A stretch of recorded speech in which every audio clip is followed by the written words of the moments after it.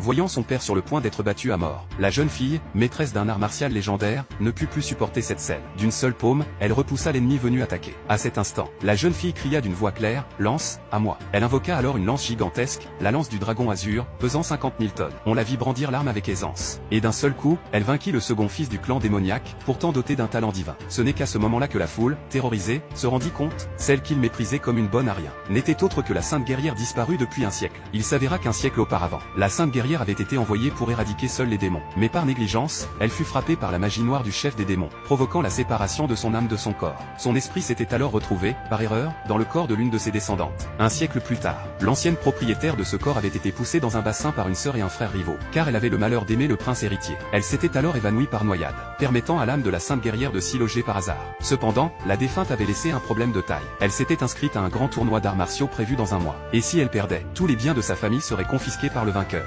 Son père, sachant que sa fille n'avait aucun talent martial, avait tenté de la convaincre de se retirer. Mais il ignorait que l'âme habitant ce corps n'était plus la même. Avec le talent martial de la sainte guerrière, vaincre de simples mortels était un jeu d'enfant. Mais pour l'instant, elle devait d'abord perdre l'excès de graisse de ce corps. Un mois plus tard, le jour du tournoi arriva. Dès son entrée en scène, la jeune fille fit sensation. Tous furent stupéfaits de découvrir que, mince, cette bonne à rien était en réalité une beauté éblouissante. La première épreuve consistait à manier une épée les yeux bandés, guidée uniquement par le son. Le but étant de transpercer le plus grand nombre de pièces en cuivre. Le premier participant fut Jacques, le second fils de la famille Lin, classé parmi les 5 meilleurs combattants du monde martial. Grâce à sa vitesse, il transperça 5 pièces. Sa sœur Annie, véritable génie de la famille Lin en un siècle, en perça 8 avec aisance, sous les acclamations du public. Quand vint le tour de la jeune fille, elle se contenta de ramasser une liane au sol. Face aux pièces volant de toutes parts, elle lança calmement la liane. Contre toute attente, elle transperça un pilier de pierre. La foule se moqua aussitôt, pensant qu'elle avait encore échoué. Mais en y regardant de plus près, les examinateurs découvrirent qu'elle avait enfilé sur la liane plus d'une dizaine de pièces en cuivre. Ils furent stupéfaits. La deuxième épreuve consistait à frapper avec la paume,